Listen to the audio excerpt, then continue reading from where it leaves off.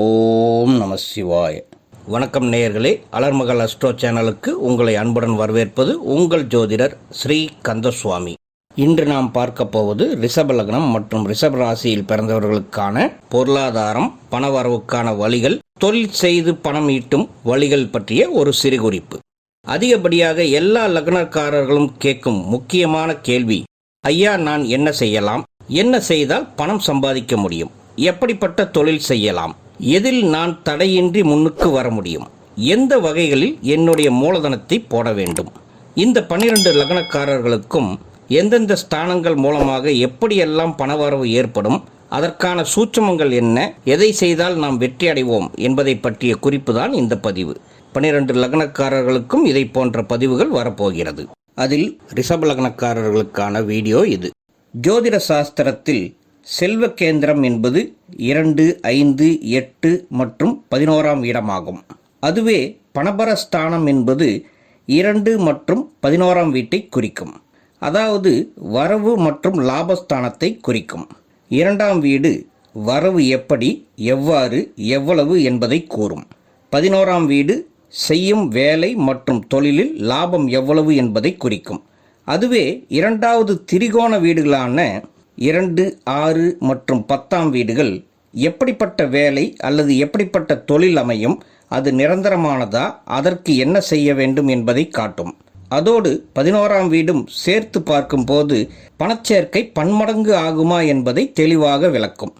அப்போ பணம் வரும் ஸ்தானங்களாக 2, 6, 10 மற்றும் 11ஆம் இடத்தை குறிப்பிடுகிறார்கள். 2ஆம் இடம் என்பது தனம், வாக்கு, குடும்பம்.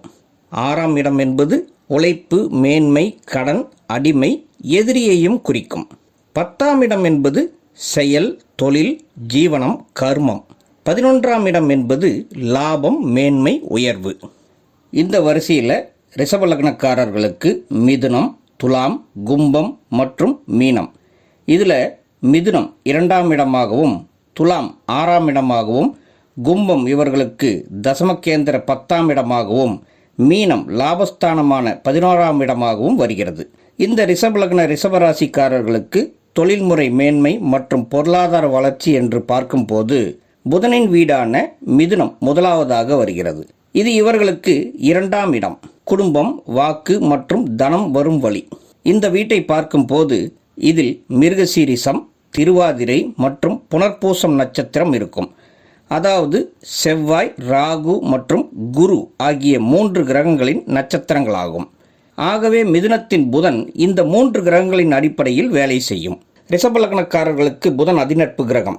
2க்கும் 5க்கும் அதிபதியாகி 2ஆம் இடத்திற்கு உண்டான தனம் என்ற பணம் வரும் வழியை தன்னை சார்ந்த தொழில்கள் மூலமாக வாய்ப்புகளை ஏற்படுத்தி தருவார். புதனுக்குரிய தொழில்களான எலக்ட்ரிக்கல், எலக்ட்ரானிக்ஸ், பேங்கிங், அக்கவுண்ட்ஸ், ஆராய்ச்சி கூடம், விளையாட்டுத்துறை, தரகு, கமிஷன், ஏஜென்சி, டிராவல் ஏஜென்சி நடத்துதல், எல்ஐசி ஏஜென்ட்ஸ், பேப்பர் சம்பந்தப்பட்ட பிரிண்டிங் பிரஸ் நடத்துதல், முத்திரைத்தாள் விற்பனையாளர் ஆவது, கம்ப்யூட்டர் மற்றும் ஐடி துறை தொழில்கள். ராகுவின் நட்சத்திரம் இதில் முழுமையாக இருப்பதினாலும் காலபுருஷனுக்கு மிதுனம் 3ஆம் இடமாக வருவதாலும் வெளிமாநிலம், வெளிநாடுகளுக்கு சென்று தொழில் புரிந்து மிகப்பெரிய பொருளாதாரத்தை பெற்று வாழ்வது, மற்ற மக்களை வெளிநாடுகளுக்கு அனுப்பி வைக்கும் ஏஜென்சி தொழில் புரிவது, புரோக்கரேஜ், ஏஜென்சி, கமிஷன் போன்ற முதல் போடாத தொழில்களில் புதன் கிரகம் நல்ல லாபத்தை பார்க்க வைக்கும் கிரகமாகும். இந்த மிதுனம் ரிஷபத்திற்கு குடும்பஸ்தானம் என்பதால் ரிஷப லக்னக்காரர்களுக்கு வாழ்க்கையில் குடும்பம் அமைந்த பின்னர் தொழிலில் நல்ல முன்னேற்றத்தை கொடுக்கும். அல்லது குடும்பத் தொழிலை எடுத்து செய்வதன் மூலமாகவும் நல்ல முன்னேற்றத்தை காண்பார்கள். இந்த ராசியானது இரட்டைப்படை ராசி என்பதால் இவர்களுக்கு 2 விதமான தொழில் செய்யும் யோகத்தை தரும். இந்த 2ஆம் வீட்டின் சூட்சமமே இதுதான்.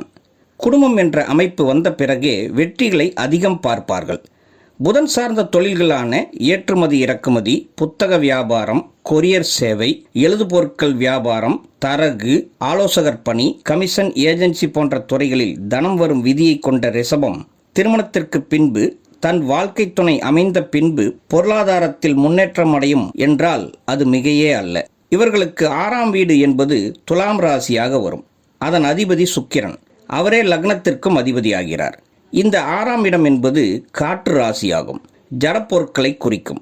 வழக்காடும் மன்றத்தை குறிக்கும். வம்பு வழக்கு பஞ்சாயத்துகளை குறிக்கும். அதனால் இவர்கள் வக்கீல் தொழிலில் ஈடுபடுவது, தன்னுடைய வாதத் திறமையை வைத்து பெரிய ஆலோசகராவது, ஜடப்பொருட்களில் ஸ்டேஷனரி பொருட்கள் விற்பனை செய்வது, மரப்பொருட்கள் தயாரித்து விற்பனை செய்வது, நீதிமன்றங்களில் வேலை புரிவது, நடுவராக வேலை புரிவது மற்றும் மீடியேட்டர் வேலை. இங்கே துலாம் ராசியில் சனி உச்சம் பெறுவார் என்பதால் அரசு துறைகளில் கீழ்நிலை அரசாங்க பணிகளில் வெற்றி பெறுவது, சனி பகவான் சார்ந்த தொழில்களில் ஈடுபடுவது இவர்களுக்கு வளர்ச்சியும் பொருளாதார மேன்மையும் தரும். இந்த துலாம் ராசி காலபுருஷ தத்துவத்திற்கு 7ஆம் இடமாக வரும்.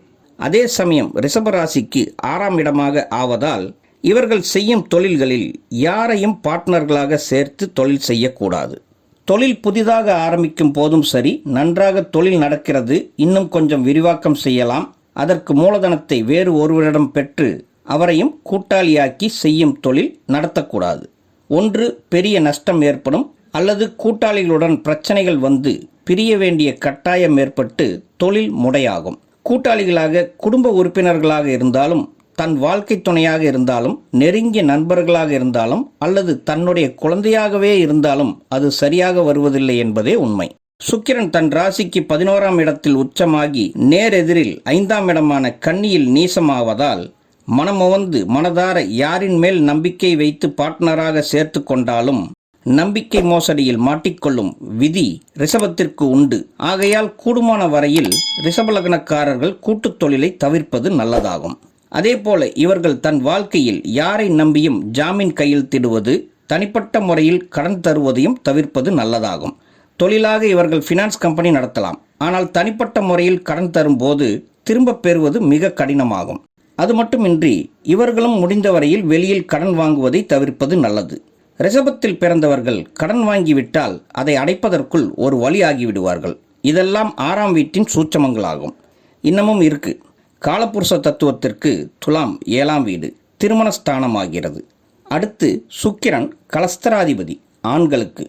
அதே 7ஆம் இடம் இந்த ரிஷபத்திற்கு 6ஆம் இடம் என்பதால் இவர்களுக்கு கருத்து வேறுபாடுகள் கொண்ட வாழ்க்கை துணை அமையும் என்றால் அது மிகையே அல்ல. அதனால் இவர்களின் சொத்து, குடும்ப நிர்வாகம், சேமிப்புகள் இவர்களது வாழ்க்கை துணையால் கையாளப்படும்.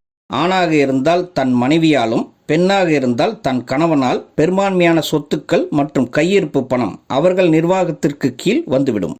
ஆகையால் தனது வாழ்க்கை துணையுடன் கலந்து ஆலோசித்தே எந்த ஒரு முடிவையும் ரிஷப லக்னக்காரர்கள் எடுக்க வேண்டியிருக்கும். கருத்து வேறுபாடுகள் எவ்வளவு இருந்தாலும் இந்த விஷயத்தில் அட்ஜஸ்ட் பண்ணி கொண்டு நடந்தால் மட்டுமே அவர்களால் நிம்மதியாக பொருளாதாரத்தில் மேன்மையை அடைய முடியும். இது ஒரு போராட்டமான விஷயம்தான், ஆனால் இதுவே இவர்களது கர்மா. அதனால் இந்த சூட்சமத்தை அறிந்து செயல்படுதல் சிறப்பை தரும். அடுத்து இவங்களுக்கு 10ஆம் இடம் என்பது கும்பராசியை குறிக்கிறது. கும்பத்திற்கு அதிபதி சனி ரிஷபத்திற்கு 6ஆம் வீடான துலாம் ராசியில் உச்சமாகியும் 12ஆம் இடமான மேசத்தில் நீசமும் ஆவார். இந்த கும்பராசியில் அவிட்டம், சதயம் மற்றும் பூரட்டாதி ஆகிய 3 நட்சத்திரங்கள் இருக்கும். செவ்வாய், ராகு மற்றும் குருவின் நட்சத்திரங்களாகும். இதில் ராகுவின் சதய நட்சத்திரம் முழுமையான நட்சத்திரமாக வருவதால் வெளிநாட்டு வேலைகளை தரும். சனி கிரகம் 10ஆம் இடத்து அதிபதியாகி 12ஆம் இடத்தில் நீசமாவதால் ரிஷப லக்னத்தில் பிறந்தவர்களுக்கு வெளிநாட்டு வேலை என்றாலும் முழுக்க முழுக்க உடல் உழைப்பை கொடுத்து செய்யும் வேலைகளே உண்டாகும். ஒயிட் காலர் ஜாப் என்பது 10ஆம் வீட்டின் மூலமாக அமையாது. தன்னுடைய உடலை வருத்தி வியர்வை சிந்தி செய்யும் வேலைகளான கட்டுமான வேலைகள், ஐடிஐ வேலைகளான plumber, fitter, electrician, welder, machinery operator, drivers, nursing வேலைகள், சர்வீஸ் ஓரியன்ட் வேலைகள் போன்றவற்றில் நுழைந்து அதில் பொருளீட்டுவார்கள். நல்லா படித்து பெரிய வேலைக்கு போபவர்களும் உண்டு. அவர்கள் இந்த ரிஷப லக்னத்தில் பிறந்து 2, 6 மற்றும் 11ஆம் வீடு ஆக்டிவேஷன் மூலமாக பொருளீட்டுபவர்களாக இருப்பார்கள். அதுவே 10ஆம் இடம் ஆக்டிவேஷன் ஆனவர்களுக்கு இப்படிப்பட்ட அடிமை வேலைகள், அடிமை ஜீவனம் செய்யும் அமைப்பே உருவாகும்.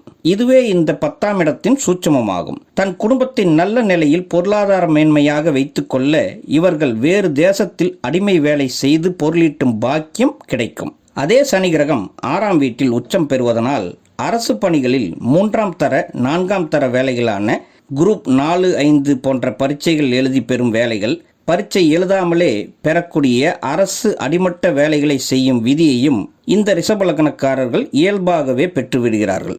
கும்பராசிக்கான சுயதொழில்கள் என்று பார்த்தால் புகைப்பட கடை வைத்தல், வண்டி வாகன ஸ்பேர் பார்ட்ஸ் விற்பனை செய்யும் தொழில், வண்டி வாகனம் சர்வீஸ் செய்து தருதல், எலக்ட்ரானிக் மிஷின்களை ரிப்பேர் செய்து தரும் தொழில்கள், மெக்கானிக்கல் ரீதியான தொழில்கள் மூலமாகவும் பொருளீட்டும் அமைப்பு உண்டாகும். ரிஷபலக்னக்காரர்களுக்கு 10ஆம் இட அதிபதியான சனி 6ஆம் இடத்தில் உச்சமாவதாலும் 6ஆம் இடம் ருண ரோக சத்ருஸ்தானம் என்பதால் வேலை செய்பவர்களுக்கு சக ஊழியர்களுடன் அவ்வப்போது கருத்து மோதல்கள் வரும் அமைப்பு இருப்பதால் இவர்கள் கூட வேலை செய்யும் தொழிலாளர்களுடன் சுமூகமான உறவை மெயின்டைன் செய்வது நல்லதாகும். இவர்கள் சுயதொழில் செய்யும் நிமித்தம் ரிஷபராசி ரிஷபலக்னக்காரர்கள் வம்பு வழக்கு பிரச்சனைகளை சந்தித்தே தீர வேண்டும் என்ற விதியுடன் அமையப்பெற்ற 6ஆம் வீட்டை பெறுவதால் பெரும் நஷ்டப்பட்டு பெரும் பொருளை இழந்து பின் வெற்றி பெறும் அமைப்பு உண்டாகும். விட்டு கொடுத்து போகும் மனப்பான்மை சிறிதும் இல்லாமல் இறுதி வரை போராடி பார்ப்போம் என்ற விதி இவர்களுக்கு உண்டு என்பதாலும் இந்த ரிஷபலக்னக்காரர்கள் தனக்கு எவ்வளவு நஷ்டம் ஏற்பட்டாலும் விட்டு கொடுத்து போக மாட்டார்கள். தன் லக்னத்திற்கு 5ஆம் இடமான திரிகோணஸ்தானத்தில் நீசமாகும் விதி இவர்களுக்கு இருப்பதால் தன்னுடைய மன திருப்திக்காக போராடுவார்கள். இந்த போராட்டத்தில் கடைசியில் இவர்களுக்கு வெற்றி உண்டானாலும் வெகுவாக பணத்தை இழந்து விடுவார்கள். தமிழில் ஒரு பழமொழி உண்டு, கொசுவை விரட்ட வீட்டை கொளுத்தி பார்ப்பானாம் என்பர்.